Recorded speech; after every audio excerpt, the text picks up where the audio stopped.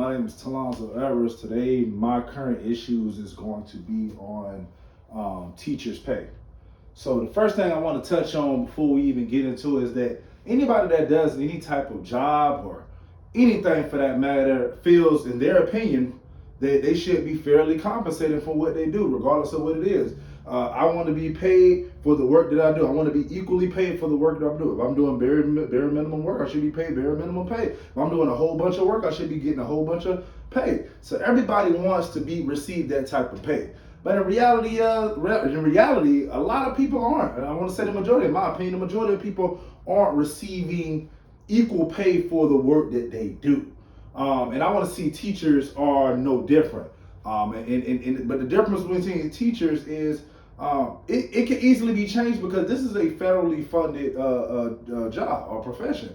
It's federally funded. The federal government passes the money down to the states, and the states distribute that money among their counties and their parishes. So this is federally funded. So I'm thinking with the compensation that the teachers are receiving, that's based on how the government feels, how much the government feels. So it's a slap in the face because at the end of the day, we are making the future.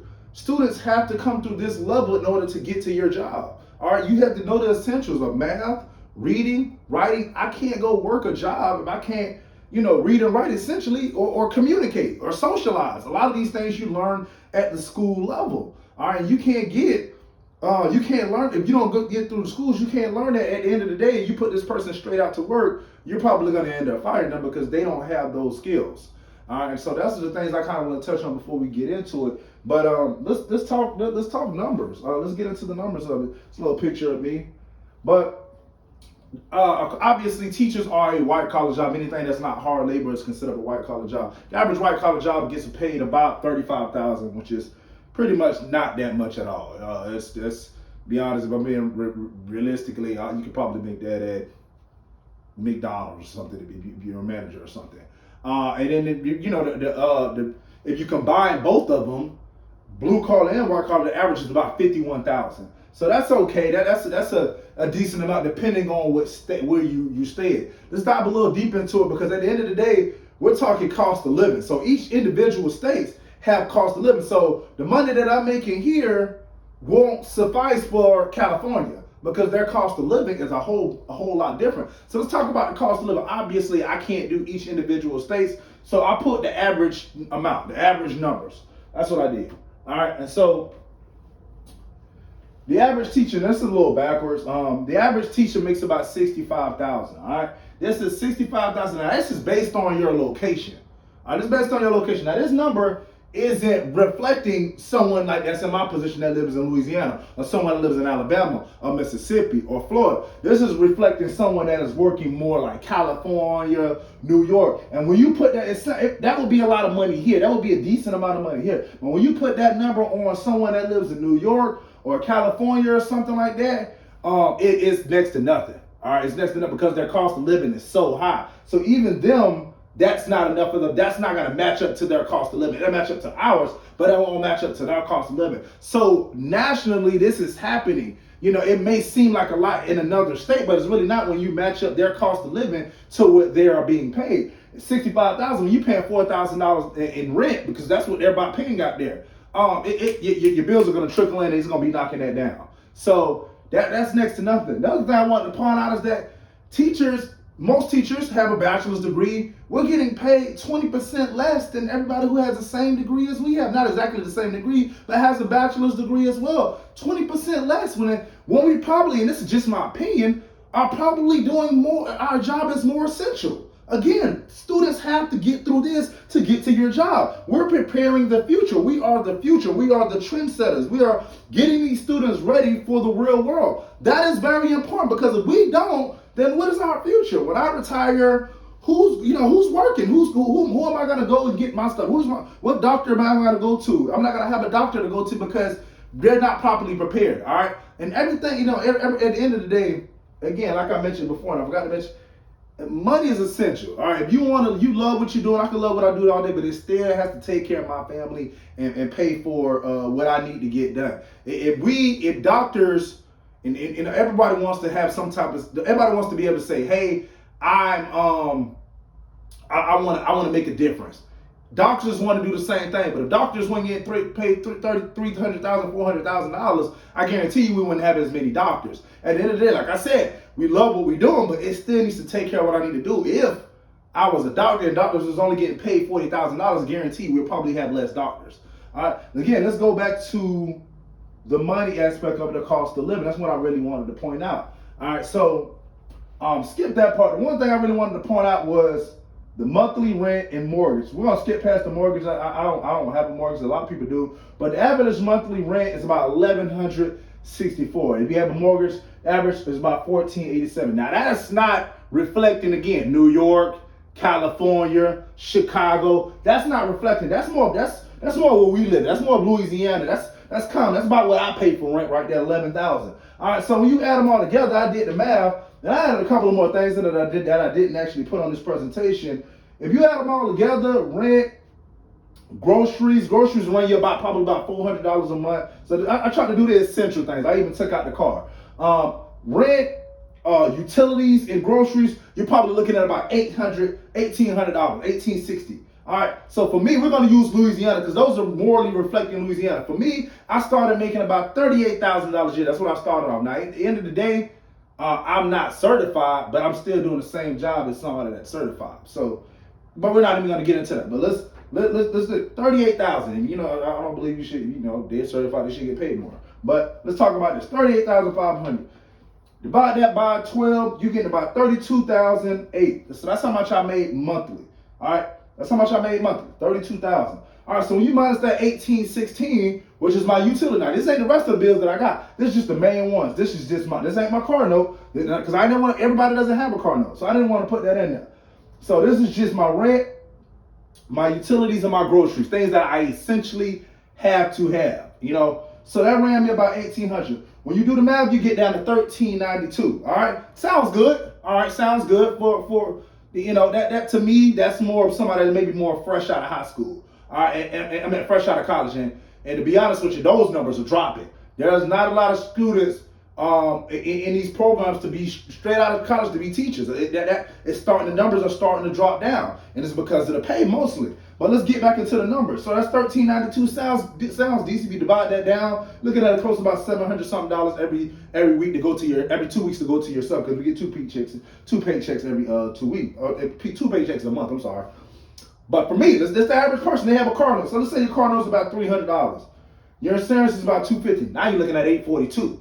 Now your checks is $842. Now when you divide that down, you're looking at $421 for yourself per 2 weeks. So every month you're only getting $421 to yourself. That's not even counting gas. I didn't even put gas and other little essential items that you need. When you boil it down, that is crumbs. All right, you can hardly really save that. You can't really save that. Now we ain't talking about somebody that actually has kids, where you're looking at $800 like myself, who has twins, $800 a month for rent. I'm looking at $42 for myself. If you divide it down, 2 paychecks, that's $21. I can't do nothing with that. All right, most people can't. All right, so at the end of the day, I'm gonna be forced to do something else. Now, luckily for me, we're gonna give into it. That kind of dives me into my next point. 1 in 5 teachers have to get a second job to make ends meet.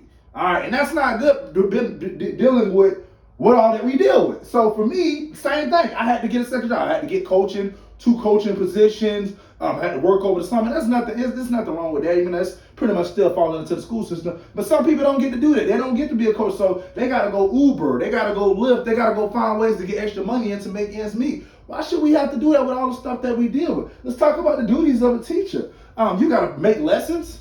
All right, this is daily. This is stuff that you need to know. Now, they want you to make lessons 2 weeks out, which ain't nothing wrong with. That's perfectly fine, so you can be prepared. But you have to mold these lessons. So not only do you got to go in, you got to really get to know these kids, because you got to find out their strengths and weaknesses. Call it the SWOT. You have to find out their strengths and weaknesses. And so once you find that out, now you got to mold these lessons to them. All right, you have to mold these lessons to match these particular kids, whether you're living with a language barrier, or you're dealing with someone with a 504 plan, or someone with an IEP plan. You have to mold it to each individual person. Those days are gone where they're separating these kids. No, they're all being put in one class, and you have to, as the educator, You have to mold it to them to make sure everybody is getting what they need, because then you're dealing with another barrier on you where now you got to get them to pass these standardized tests, and now they're on you about that. That's a whole nother monster. All right, so again, that it doesn't seem like a lot, but it's a lot.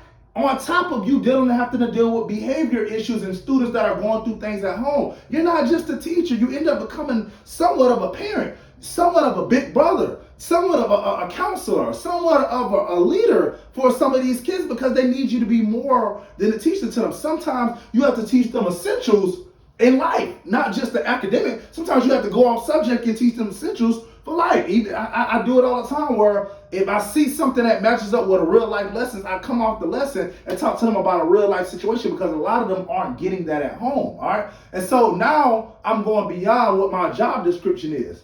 All right. And so I have no problem doing it. But at the end of the day, like we said, to me, it's a slap in the face, because I know the federal government and these states know what these teachers are going through. All right. And for you not to invest in that, because it's like, you're not just really investing in me, you're investing in the future. Because at the end of the day, if I'm being compensated, to me, that's a pat on my back saying, hey, man, we appreciate what you do, and we're going to compensate you for that. When you're not, it's almost like, well, what do y'all really think about the educational programs? Or what do y'all really think about our educational system? Is what I should have said. What do y'all think about the educational system? Because y'all are not willing to invest in it. So it must be like, y'all must not care. Because if someone is not getting compensated properly, at the end of the day, they're probably going to get a bare minimum, or they're just pretty much not going to do nothing at all. Because they're going to say in their mind, and I'm pretty sure a lot of teachers that went through a burnout, man, I don't get paid enough for this. A lot of people probably say that, but I know teachers say, man, I don't get paid enough. I'm not doing all that. I'm going to do the bare minimum. All right. It would be more attractive, but brings me to the next part. All right. So there's a shortage of teachers nationwide, because it's becoming not attractive anymore. All right. I want to help. I want to put my footprint on my country and help someone. I always look like that. The great Tupac said, I may not change the world, but maybe I can spark the brain that changes this world. I want to do that, but at the end of the day, I still have to be able to take care of my family. So I love what I do, but I still have to be able to take my family. And whenever what I love doing isn't meeting that standard, then I have, because at the end of the day, then my wife started to look at me different, like, hey man, what's going on? We need more. We're struggling.